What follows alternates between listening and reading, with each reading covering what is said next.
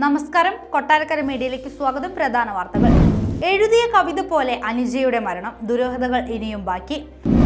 വിദേശ നായ്ക്കളുടെ ഇറക്കുമതിയും വിൽപ്പനയും പ്രജനനവും നിരോധിച്ച കേന്ദ്ര ഉത്തരവിന് കേരള ഹൈക്കോടതിയുടെ ഭാഗിക സ്റ്റേ. റിയാസ് മൗലവി വധക്കേസ് സർക്കാർ ശക്തമായ ഇടപെടൽ നടത്തി. KT ജലീൽ. കൊലപാതകം എക്സിക്യൂട്ടീവ് ചെയ്തത് ആർഷോ ആയിരിക്കും, കേരള സർക്കാർ ചതിച്ചു. സിദ്ധാർത്ഥന്റെ പിതാവ്.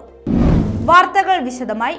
അടൂർ പട്ടാഴിമുക്കിൽ കാർ കണ്ടെയ്നർ ലോറിയിൽ ഇടിച്ചു 2 പേർ മരിച്ച സംഭവത്തെ പറ്റിയുള്ള ദുരൂഹതകൾ അവസാനിക്കുന്നില്ല.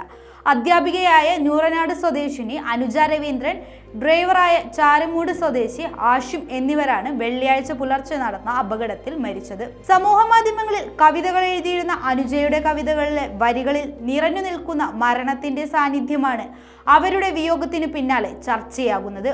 2021 കൃതി എന്ന ഫേസ്ബുക്ക് പേജിൽ പോസ്റ്റ് ചെയ്ത വഴികൾ എന്ന അനുജയുടെ കവിതയിലും നിഴലിച്ചു നിൽക്കുന്നതും മരണം തന്നെ. വികലമായ പകലുകൾ, ചുട്ടുപൊള്ളുന്ന വീതികൾ, നിഴലുകൾ വിശ്രമമില്ലാതെ സഞ്ചരിക്കുന്നു. ഒടുവിൽ എത്തിച്ചേരുന്നത് ചോരമണമുള്ള ഇരുട്ടിൽ. അവിടെ യുദ്ധം, 2 പേർ മാത്രം എന്നിങ്ങനെ പോകുന്നു വരികൾ. കവിതയിൽ പറയും പോലെ ചോരമണമുള്ള ഇരുട്ടിൽ 2 പേർ മരണത്തിന് കീഴടങ്ങി. 5 ദിവസത്തെ അവധി കഴിഞ്ഞ് മാർച്ച് 11 അനുജ വീണ്ടും സ്കൂളിൽ ജോലിക്കെത്തിയത്. അനുജയ്ക്ക് അടിയന്തരമായി വേണ്ടി വന്ന ഒരു ശസ്ത്രക്രിയയുമായി ബന്ധപ്പെട്ടായിരുന്നു അവധിയെടുത്തത്. അവധി കഴിഞ്ഞ് വന്നപ്പോഴേക്കും ആരോഗ്യപരമായി മെച്ചമായിരുന്നില്ല എന്നാണ് സഹപ്രവർത്തകർ പറയുന്നത്. ആക്രമണകാരികളായ 23 ഇനം വിദേശ നായ്ക്കളുടെ ഇറക്കുമതി, വിൽപ്പന, പ്രജനനം എന്നിവ നിരോധിച്ച കേന്ദ്ര സർക്കാർ ഉത്തരവിന് കേരള ഹൈക്കോടതിയുടെ ഭാഗിക സ്റ്റേ. നായ്ക്കളുടെ പ്രജനനം തടയാൻ നടപടി വേണമെന്ന ഭാഗമാണ് സിംഗിൾ ബെഞ്ച് സ്റ്റേ ചെയ്തത്. വന്ധീകരണം നടത്തുമ്പോൾ നായ്ക്കൾക്ക് ഉണ്ടാകുന്ന ആരോഗ്യ പ്രശ്നമടക്കം ചൂണ്ടിക്കാട്ടി നായപ്രേമികളും ഉടമകളും നൽകിയ ഹർജിയിലാണ് സിംഗിൾ ബെഞ്ച് നടപടി. കേന്ദ്ര സർക്കാരിന്റെ ഉത്തരവ് നേരത്തെ കർണാടക, കൽക്കട്ട ഹൈക്കോടതികളും ഭാഗികമായി സ്റ്റേ ചെയ്തിട്ടുണ്ട്. അതേസമയം നായ്ക്കളുടെ വിൽപ്പനയ്ക്കും ഇറക്കുമതിക്കുമുള്ള നിരോധനം തുടരും. മാർച്ച് 12 അപകടകാരികളെന്നു വിലയിരുത്തി 23 ഇനം വിദേശ നായ്ക്കളുടെ ഇറക്കുമതിയും വിൽപ്പനയും അതോടൊപ്പം പ്രജനനവും നിരോധിച്ച് കേന്ദ്ര സർക്കാർ ഉത്തരവിറക്കിയത്. ഹർജിയിൽ കേന്ദ്രം സംസ്ഥാന സർക്കാരുകൾക്ക് നോട്ടീസ് അയച്ച കോടതി ഹർജി പിന്നീട് പരിഗണിക്കാൻ മാറ്റി. റിയാസ് മൗലവി വധക്കേസിൽ സർക്കാർ ശക്തമായ ഇടപെടലാണ് നടത്തിയതെന്ന് KT ജലീൽ MLA. പിടിയിലായ പ്രതികൾ 7 വർഷമായി ജയിലിലാണ്. അവർക്ക് ജാമ്യം ലഭിച്ചിട്ടില്ല എന്നും അദ്ദേഹം പറഞ്ഞു. പല പ്രതികൾക്കും കോവിഡ് കാലത്ത് ജാമ്യം ലഭിച്ചപ്പോൾ പ്രതികൾക്ക് ജാമ്യം നിഷേധിക്കാനും വിധത്തിലുള്ള റിപ്പോർട്ടാണ് പോലീസ് നൽകിയതെന്നും KT ജലീൽ പറഞ്ഞു. 2017 മാർച്ച് 20 ചൂരിയിലെ മദ്രസ അധ്യാപകൻ കുടക് സ്വദേശി മുഹമ്മദ് റിയാസ് മൗലവിയെ അക്രമികൾ താമസ സ്ഥലത്ത് വെച്ച് വെട്ടിക്കൊന്നത്.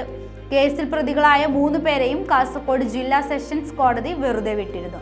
പ്രതികളെ കുറ്റവിമുക്തരാക്കിയ സംഭവത്തിൽ കുഞ്ഞാലിക്കുട്ടിയും PM സലാമും നടത്തിയ പ്രസ്ഥാന അസംബന്ധമാണ്.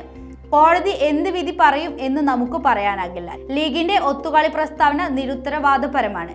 ഒരു സാക്ഷി പോലും കൂറുമാറാത്ത അപൂർവ കേസാണിത്, KT ജലീൽ പ്രതികരിച്ചു. വെറ്റിനറി സർവകലാശാല വിദ്യാർത്ഥി സിദ്ധാർത്ഥന്റെ മരണത്തിൽ SFI സംസ്ഥാന സെക്രട്ടറി PM ആർഷോയ്ക്കെതിരെ കേസെടുക്കണമെന്ന് സിദ്ധാർത്ഥന്റെ പിതാവ് ജയപ്രകാശ്. രാവിലെയും വൈകുന്നേരവും 8 മാസക്കാലം ഉടുതുണിയില്ലാതെ സിദ്ധാർത്ഥനെ പീഡിപ്പിച്ചുകൊണ്ടിരിക്കുകയാണ്.